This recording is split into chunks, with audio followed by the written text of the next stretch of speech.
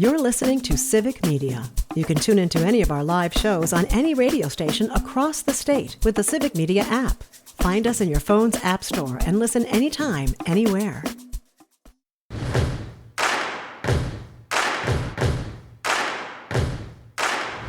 What's up, everybody? This is Raised in the Woods, summertime edition. I'm Joel Kleefisch. I'm jacked to be here.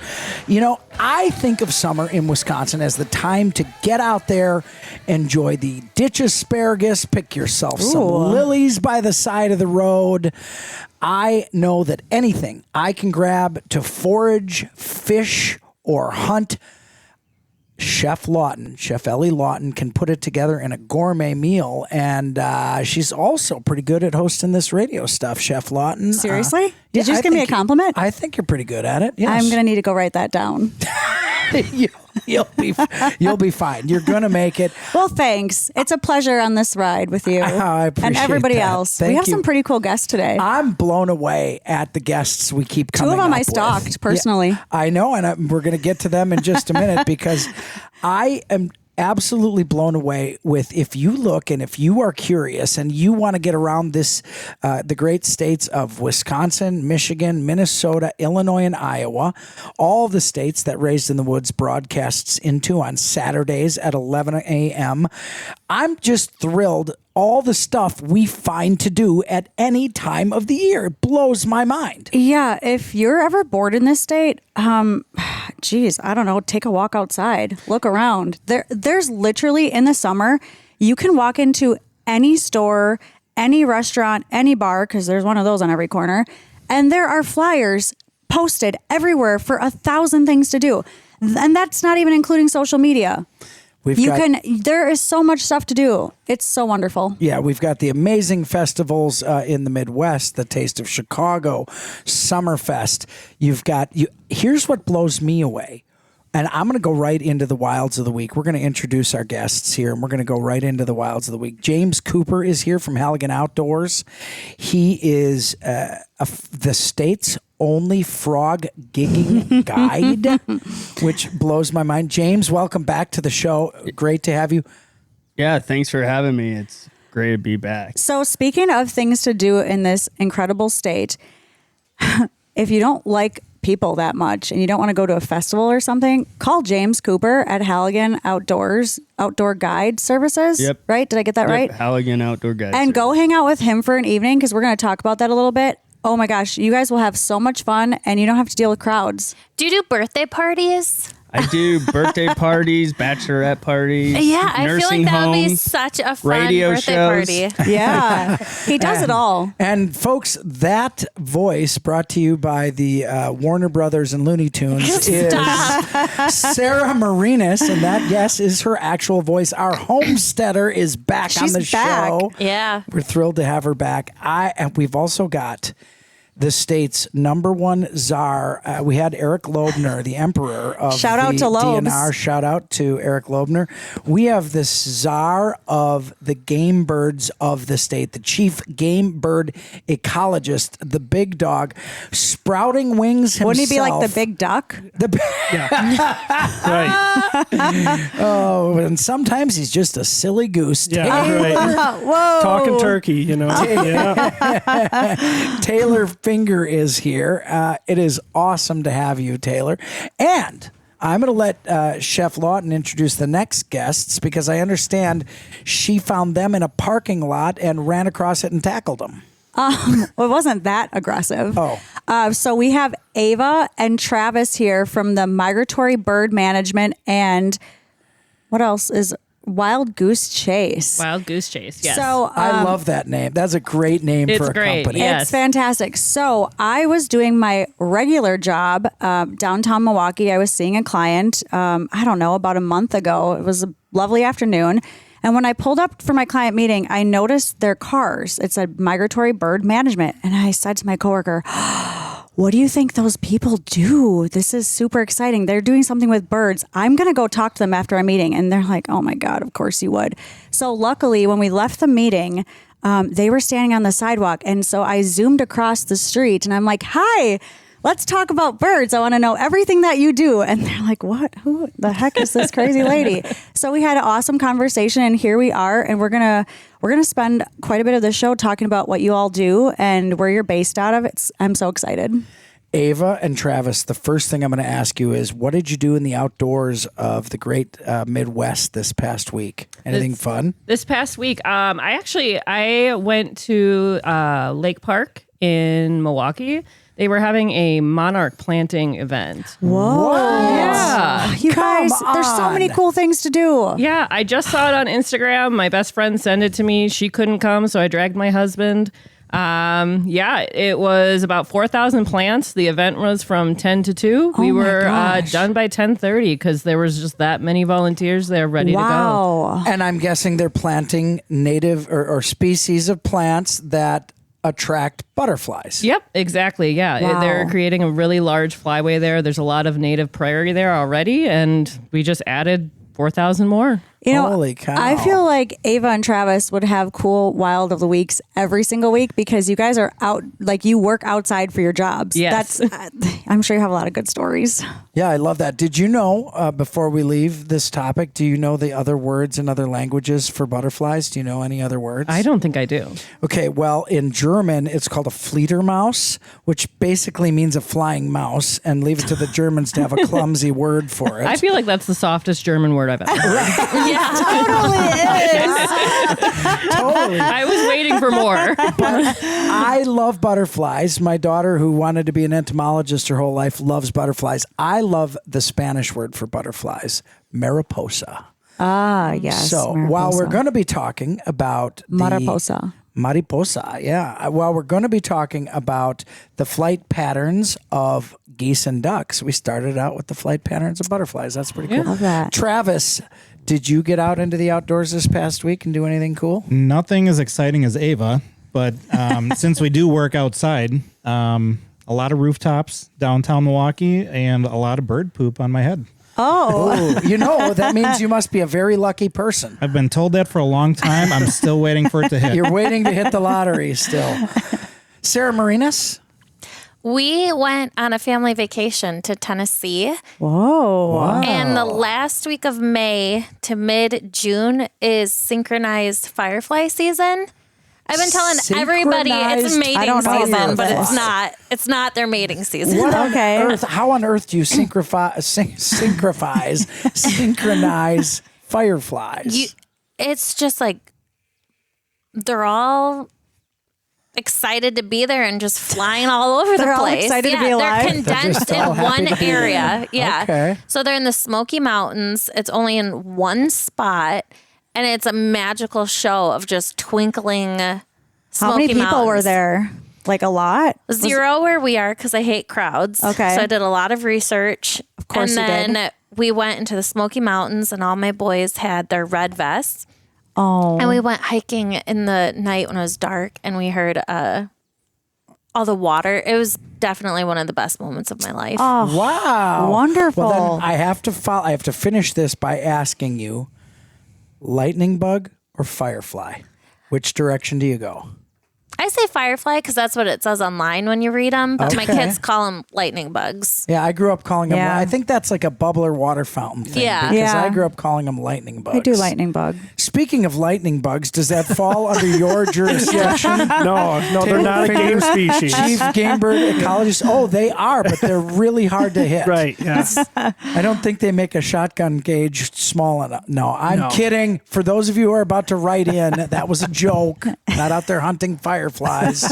He just makes art with it. He captures them and just smears them on his I driveway. certainly do not do that. I saw it. But when you're driving in the car and they hit your windshield and they're lit up for a little while, I mean, it is. I still wish I knew how on earth a bug can emit a bright light like that. I know it has something to do with an exothermic reaction, but Taylor Finger. I deal with birds. Taylor, please tell us how that works. Yeah, I know. Just Okay. like most of my job, I'll just say it confidently, and most people believe what I'm talking about. So. That's right. Did you get out in the outdoors for a while yeah, of the it's week? Canada goose banding season. So So cool. that's the time of the year. So Are we still banding them in the same numbers because they federally reduced the program? Are we still banding them in the same numbers? Fortunately, after all the big concern about the bird banding lab and reducing their funding, actually USGS ended up with more money than what they were asking for. So a bunch of people, I think some really influential people that liked banding birds and shooting banded birds started talking to people, and all of a sudden it got fully funded. So yeah, no, we're banding about Interesting. 4,000. Oh my gosh, that's fantastic. 4,000 news. Canada geese. That this makes year. me very Wow. excited. I have a proposal, by the way, to privatize the whole banding system, by the way. I think it could be a great public-private partnership. That's a topic for a different show. James Cooper, I'm not going to let you talk about your Wild of the Week because I think it's the same as Megan Salazar's, Megan's lover Dave, Ellie Lawton, and mine. Ellie, what's your Wild of the Week? Roll it. Mine, I have been waiting a year to do this. I've been talking about it. It was my goal for the year. Drum roll, please. I went frog gigging. Yes, we did. We went frog gigging. We went bow fishing before frog gigging, which I love bow fishing. I did not get one. I didn't get one, and Megan's lover, Dave, didn't get one. But Joel, on his second shot with his 85-year-old bow, just hammered this huge carp, and it was awesome. It was so awesome. You had never Very shot exciting. anything with that bow. I had never shot it. I had made myself a bow fishing rig about 15 years ago. I've used it maybe once or twice, but I had a great It had like shot an on inch it. of dust on it when you brought it. It really was, did. oh, But it it's was an old so Fred much Bear bow. fun. You can't go wrong with those. But the Weekly Wisco, Weekly Wisco, that's an old one. The Wild of the Week. It was all about the frog gigging. James, I mean, I don't know. That just made my life so much better. I can't believe I've gone this many years without doing that. We got right in the water. We were grabbing those bullfrogs by our hands and using the devil pitchforks. Tridents. I think they're called gigging poles. Gigging poles or tridents. Oh man, it was so cool. I loved every moment of it. Yeah, Dave and I, we were waist deep You in guys the were water. waist deep. Yeah, I kicked my Crocs off and got about shin deep, and then there was a drop off, and my Carhartts were just not up for it. So they were waist deep, and Dave came back at one point with 3 bullfrogs in one hand. Yes, he it did. was so exciting. It was a blast. And we were, I loved it. For those of you out there thinking, what are you out there doing killing frogs? I will say every one of those frogs is going to end up on the dinner plate. Yes. I had an absolute blast. We were kind of picky about the frogs we harvested and making sure we were harvesting mature frogs. And what a great time I had. Halligan Guide Service, the only guide in the state for frog gigging. And I'm telling you, you don't think you can hunt in the summertime. You don't think of hunting. This is a cool combination hybrid of fishing, hunting, walking around in the swamp at night with headlamps. There's an eeriness to it. That's what I was just pretty going to cool. say. It was what I loved about it, not only the actual gigging itself, but being out there in the middle of the night. There were storms around us, so it was just everything was kind of like calm and a little bit eerie. Sunset was incredible. And then the geese were out there with their babies, and we were just walking right along with them. It was just so wonderful. I loved it. And a shout out to Pepperoni Pub who fed us ahead of Yes. time. That was great as well. And James doesn't know it, but we're going to be back every weekend. Well, we're definitely going to go forever. again. But if you're looking for something to do, make sure you get in touch with him. I mean, what a fun night out and super reasonable as well. Yes. So contact James at Halligan wonderful. Outdoors. What a show we have. We've got experts on waterfowl here. We've got a recipe of the week coming up. And of course, our homesteader, Sarah Marenes, has got a homesteader tip of the week. That's why this is the greatest show on radio, Raised in the Woods.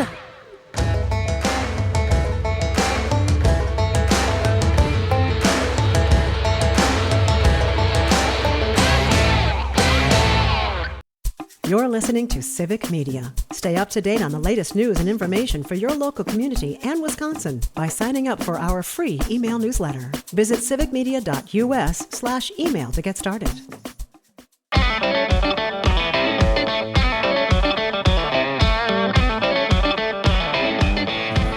listening to Raised in the Woods, your number one stop and shop for the great outdoors of the great states of Wisconsin, Michigan, Minnesota, Illinois, and Iowa.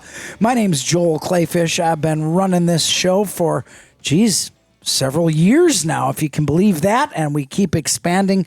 Big appreciation to you, our listeners out there. Hey to Gary Fluid, our number one listener. Hey, Gary and George. Gary and George Ermert usually George paid me to catches the say show that. too. Yeah, he probably did. Welcome to all the new listeners. If you want to check out Raised in the Woods, you can do that on all your civic media stations on Saturdays at 11 a.m. But if you miss the show live on Saturdays, where can they hear it, Chef Lawton?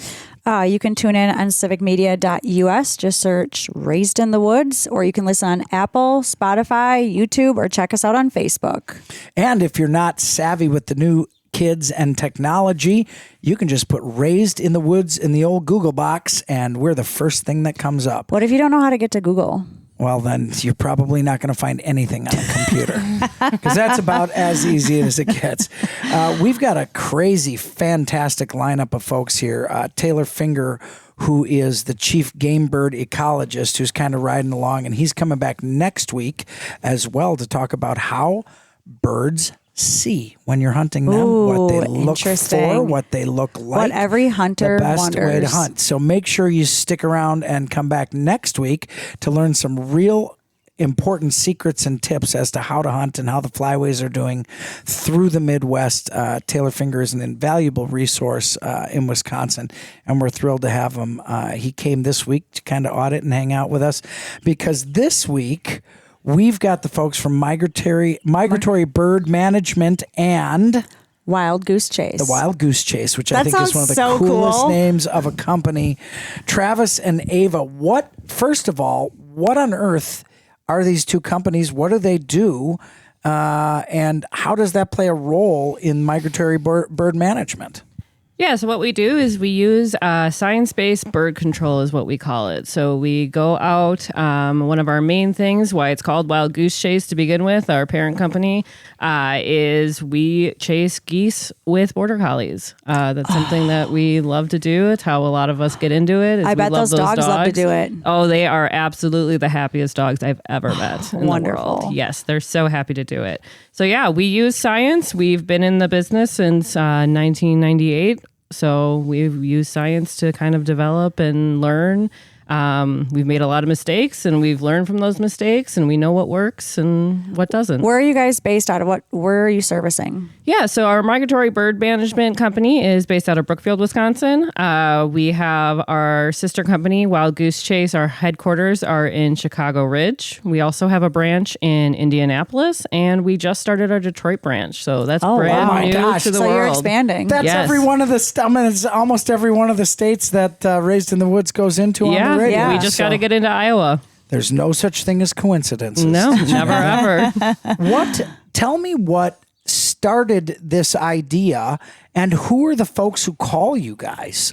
Yeah, so this started our owner of the company, Sue. She worked for a landscape company, and she saw Border Collies chasing on some of the golf courses or landscape places. And she said, you know what? I bet I can do that.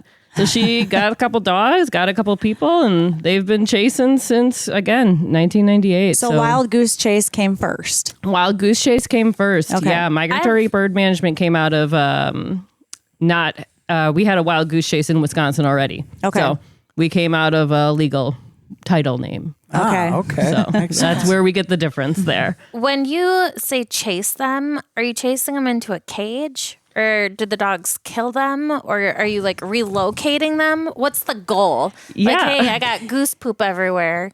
I want these out of here. They call you up. Yeah, you sound exactly What like does one that of our look clients. like? So what it looks like, Get out of here. You have clients who have a voice like that. Come on. Absolutely. Beautiful. Yes, beautiful. Yeah, basically what we do is we'll pull up to a site. If there are birds at that site and it is safe to do so, we'll get the dog out. What our dogs do is it's called herding out. So when you see sheepdogs kind of working the sheep, they're herding in, they're bringing that sheep to the farmer. Our dogs herd out. So basically they're going to see the geese. They act as a natural predator, almost like a coyote. They're very closely related to those coyotes.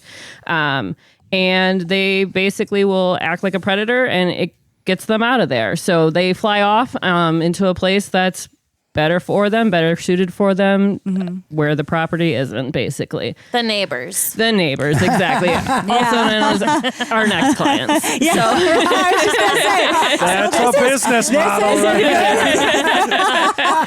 yes. These geese are over at Karen's, and now they're at Tracy's, and you're just going right down the line. Exactly. So you start at one place, you just drive to the next. You're like, hey, you want us to move those, right? Exactly. Yeah. So basically, the way that it works and why it works is we visit these sites every day for a certain amount of contracted time. Okay. And the geese eventually learn, hey, this isn't the place for us. We're going to go somewhere where it's safe for both the birds and for the people that are on those sites. On average, how long does that take? It depends. We've got clients that we've had for those 28 years that we're still clients. I think some of those places were a little bit of an insurance policy, but Sure. it takes years. Yeah. They gotta learn to not be there. Right.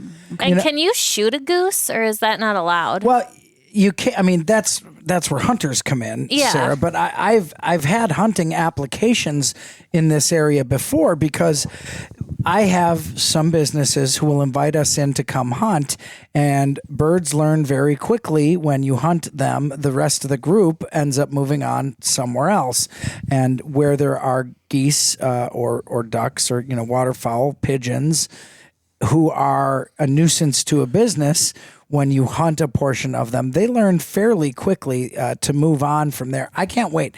We're going to talk about some of the methods they use to do that, who they're servicing. This is exciting. And I'm also going to we're also going to bring Chief Game Bird Ecologist Taylor Finger into this conversation, because I want to know, if there's so many geese around here, why we've got such limits on them. Don't ever tell me you're not going to learn something in this crazy show. No This is Raised in the Woods.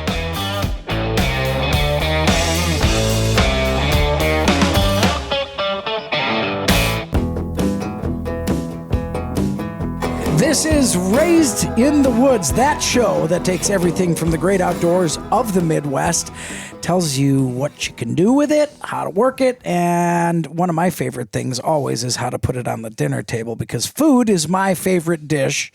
And this week, our Taylor Finger, Chief Game Bird Ecologist, thinks that's funny. Yep.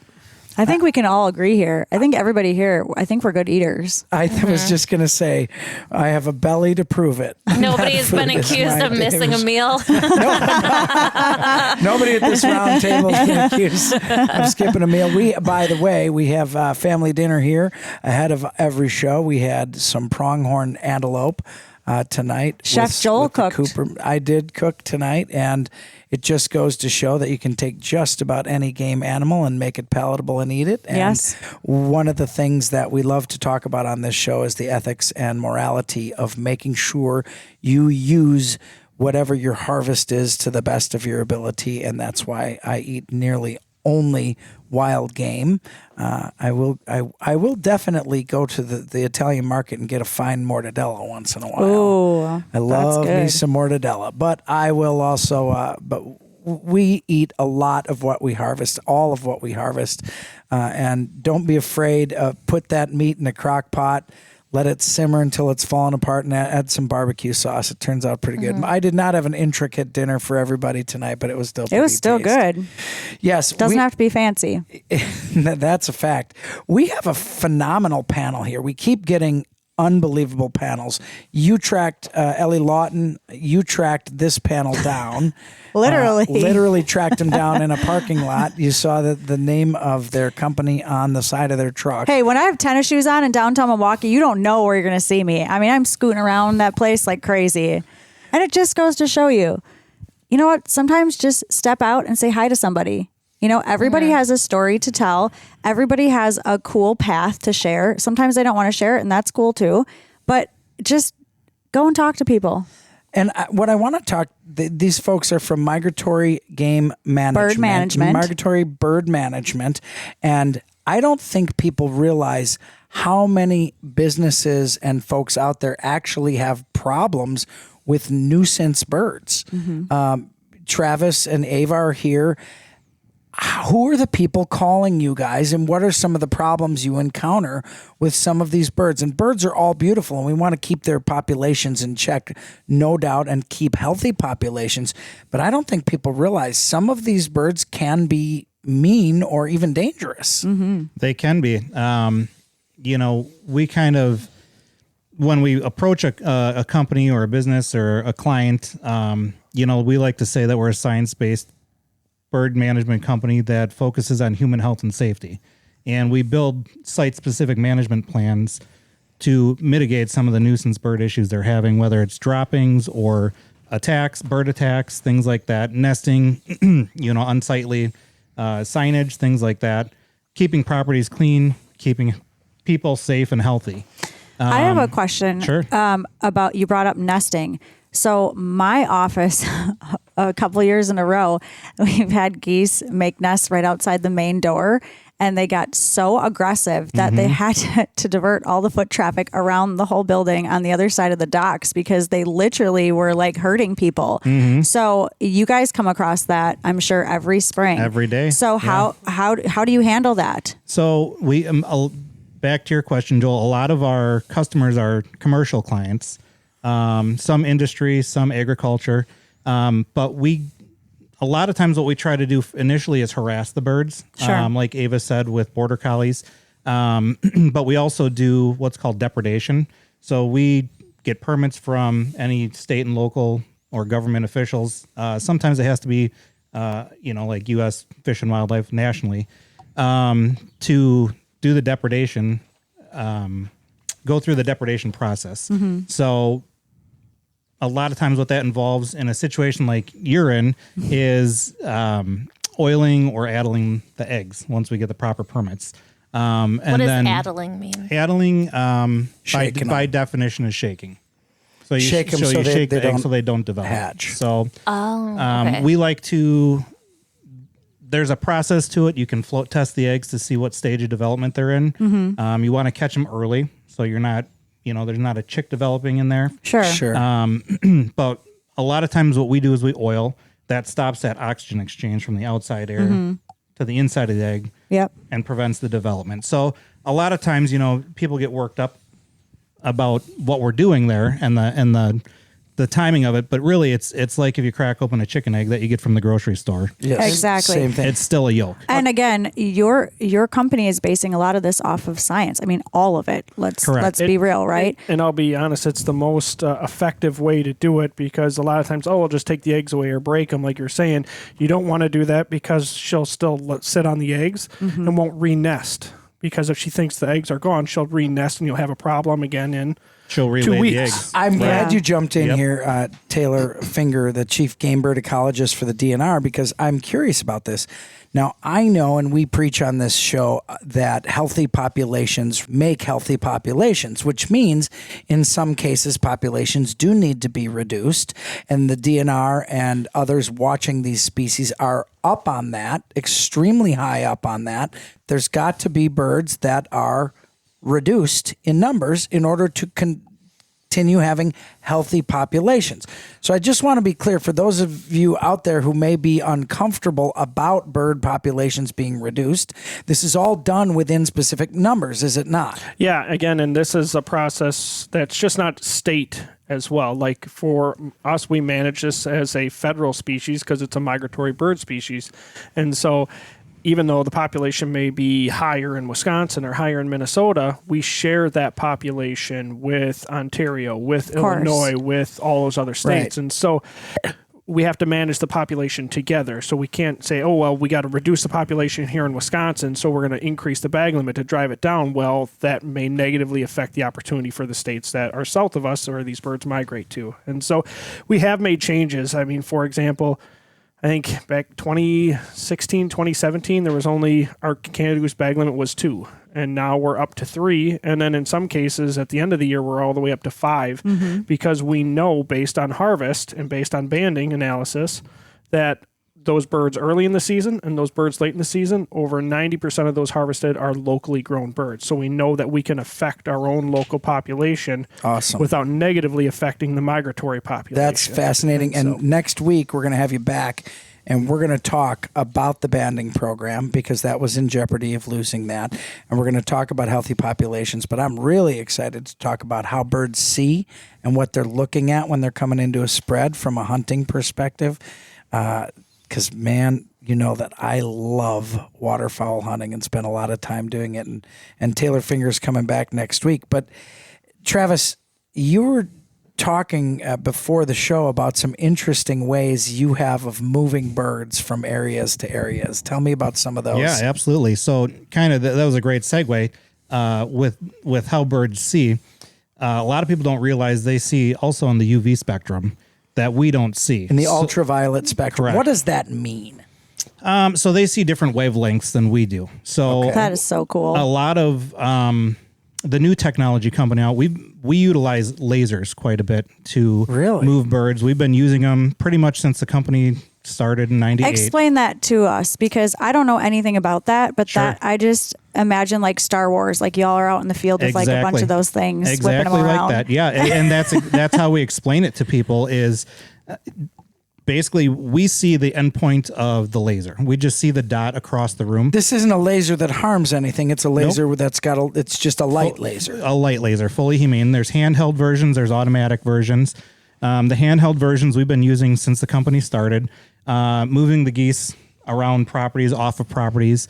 Like I said, we see the endpoint. The bird sees the whole beam because they see in that UV spectrum. Okay. So they feel as though it's like a moving wall or something. A predator of some sort. Correct, coming at them. So they will never land where that laser is, typically? Depending on the source. If it's a handheld laser, that's usually getting used after the birds have landed. Okay. We do also install automatic lasers. I was going to ask about that because you do a lot of commercial business. Correct. So do these businesses install lasers, and are they very effective? It depends on the setting. So they're very effective. It works a lot better on flockier birds than individual birds. Mm-hmm. And a lot of times we're using them in agriculture settings where it's sweet corn farms, vineyards. Sure, they don't want their crops destroyed. Correct. Dairy barns, poultry farms, things like that, where we can set the laser, install the laser, program it, set it so it's running based on our parameters. Mm-hmm. And you really reduce the labor, and it's just super effective to chase them out of there. What I love about this conversation, I mean, having you three here, Ava, Travis, Taylor, this is all full circle, right? We're talking about healthy populations. We're talking about keeping our farmers and our crops balanced and healthy as well. I mean, to our listeners who may hear this and might think, well, that's mean to do to the birds. Well, listen, the birds aren't really getting harmed in these methods. And we need to keep our crops and our farmers happy too. I mean, that's high up on the list. Yes. Right? It is ironic that often somebody complaining about maintaining populations of wild game are the same folks who are going to complain when the prices go up at the grocery store. Mm-hmm. And there is an inevitable link between healthy populations and agriculture. Taylor, you've got to see that quite a bit. I mean, we've been dealing heavily with avian influenza for the last 2-3 years now. And again, wild birds, waterfowl, tend to be the primary carrier for that. And then some of these smaller songbirds, passerines, in these chicken operations and turkey operations, they tend to be the sources for those types of things. So yeah, it's interesting from a opportunity for a hunting opportunity. It's like, okay, well, this is really important. Then we have other people that are calling us complaining about $7 a dozen eggs. And being like, we got to kill every goose we ever see because they're the reason why I'm paying more at the grocery store. Well, it's so critical that we all do our little parts, right? I mean, you're managing healthy populations. You guys are helping farmers. I mean, we're hunters. We all play our role here. And I think to just have that balance and to see the full circle of how everybody works together to maintain these populations, a lot of work goes into it. A lot of science goes into it. A lot of time and resources go into this stuff. It's not just people out there wanting to kill these birds. Yeah. Yeah, we work with, people don't think about St. Jude's as being a wildlife issue, but there's an operation out of St. Jude's that they're like doing state-of-the-art testing for avian influenza that you can get within hours of testing, and so they can say, okay, hey, we don't band here because we don't want to concentrate all of these birds in one area, or this is showing a hot spot, let's try to stay away from that. Whereas prior to that, you send in a sample, it might take you a month and a half or 2 months to get something back. So again, it's right, the technology with these issues is really it's really come a long way. And let's not forget, this show, Raised in the Woods, which goes to the heart of the Midwest states, Wisconsin, Michigan, Minnesota, Illinois, and Iowa, that is the breadbasket of this entire country. The agriculture here doesn't just feed those 5 states. The agriculture here feeds the entire United States. And people don't often realize that the wildlife populations drastically and severely affect agriculture in those states. So people like Migratory Bird Management and people like Taylor Finger, who's the chief game bird ecologist, those things work hand in hand. And make no mistake, hunters, anglers, outdoor users in the state of Wisconsin are that third leg of the chair. And without them, these other folks wouldn't be able to do their jobs as well, and it would certainly harm farms too. What a fascinating topic. This is Raised in the Woods. We're back with cooking.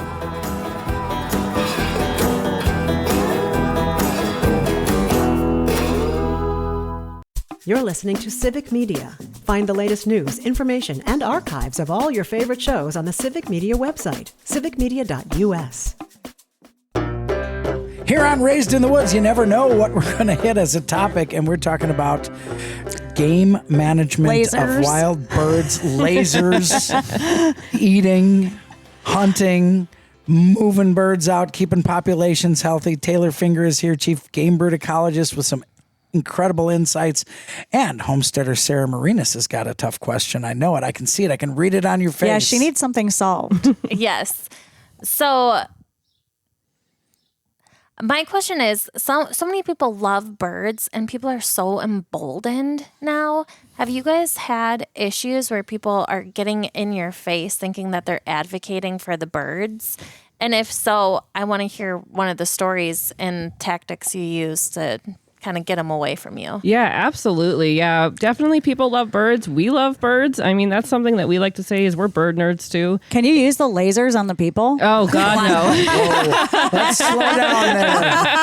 That's why Allie doesn't work there. Yeah, that's why they will never hire me. Yeah, we try to train in de-escalation techniques. We try not to get to a point where somebody is screaming in your face.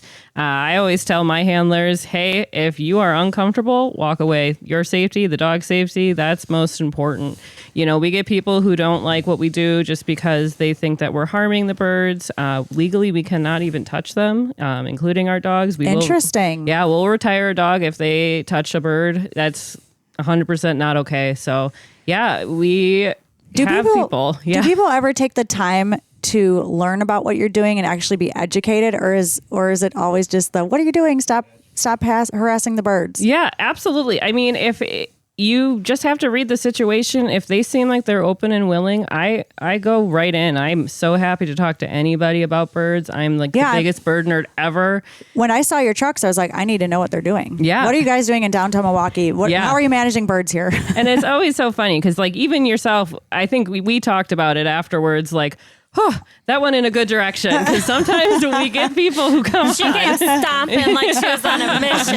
She was ready. I'm going to figure out what they do. And you weren't the first one to talk to us when we were standing there. We were looking around. We're like, we got to get out of here. People keep talking to us. I love it. Yeah, no, I mean, you get good conversation sometimes. And, a lot of the times I really do see that people walk away understanding, knowing what we do, knowing why we do it, and knowing that we use the best science possible, and lethal control is absolutely the last effort that we do. I think that's the most important piece that you just touched on, is people being educated about what you're doing. And I'm telling people, go out there and ask someone what they do and be educated. Don't just assume and jump on an idea. Just learn the facts, talk to people, learn what they're doing. I think that's fantastic advice, because I've been on this earth 45 years, and I've learned you never. You missed a few. He was on Mars the first 10 years. I was hoping you weren't going to catch that. Sarah's homesteader tip for the week is going to be aging backwards.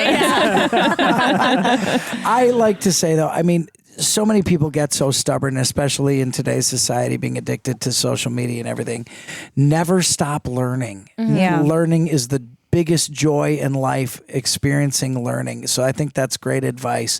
Our food tip, our recipe tip of the week is going to be about the source of your food. And now is the time to be planting in gardens and getting your gardening going so you can have pizza toppings for the fall. And our homesteader, Sarah Marenes, what kind of tip you got for those who are striking up their gardens this year?